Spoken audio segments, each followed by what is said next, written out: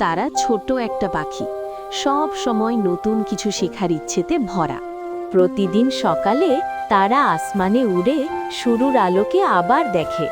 ফরেস্টে ছিল মায়া, একজন বুদ্ধিমান জ্ঞানী প্যাঁচা। তারা বলল, মায়া দিদি, আমি একটা নতুন গান শিখেছি। মায়া হাসল, দেখেছি সোনা। কিন্তু পাশে ছিল বোগা, একটা চালাক কাক। তারা নদীর ধারে বসে গান গাইল মনে মনে। রিবন নামের একটা কাঠবেড়ালি ছিল। তুই কি আবার নতুন গান শিখেছিস? তারাকে জিজ্ঞেস করল রিবু।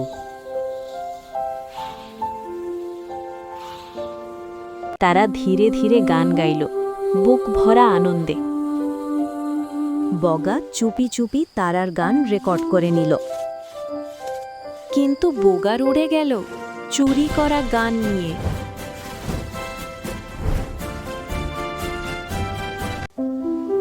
তার চোখ জলে ভিজে গেল, হৃদয় ভেঙে গেল।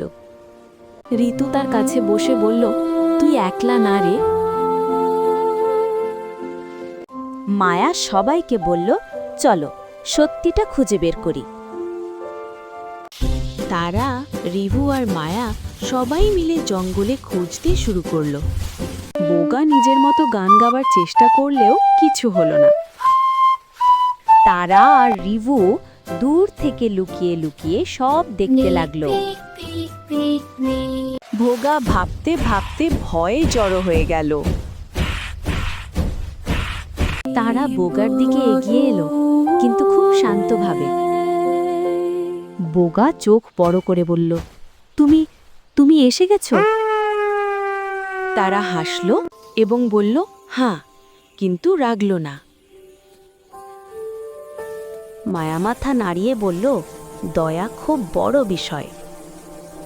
বোগা মাথা নিচু করে বলল, আমায় মাফ করো, আমি চুরি করেছি, আমি ভুল করেছি। রিভু খুশি হয়ে উল্টো পাল্টি খেয়ে বলল, চল বন্ধু হয়ে যাই। সবাই মিলে একসাথে গান গাইল, যেন সুখে শান্তিতে বন জঙ্গল ভরে গেল। সবাই মিলে একসাথে গান গাইল, যেন সুখে শান্তিতে বন জঙ্গল ভরে গেল। গানের সুরে সুরে সারা জঙ্গল আলো হয়ে উঠল। মায়া বলল, সত্যিকারের বন্ধুত্ব হলো মনের শুদ্ধতা। বোগা এখন সত্যি চেষ্টা করতে লাগলো ভালো হওয়ায়। তারা বলল, চলো নতুন করে শুরু করি সবাই মিলে। রিবু আখরোট বাদাম তুলে বলল, এবার আমাদের উৎসব, দারুণ মজা হবে। সবাই খুশি হয়ে একসাথে হাসতে শুরু করলো। সূর্য ডুবছে, তারার মুখে এক গভীর শান্তি। বোগা এবার বলল, ধন্যবাদ সব কিছুর জন্য। মায়া বলল, দয়া মানুষকে বড় এবং মহান করে। তারার হৃদয় থেকে আলো বের হলো, একটা শান্তির আলো। সেই আলো সারা জঙ্গলে মিশে গেল।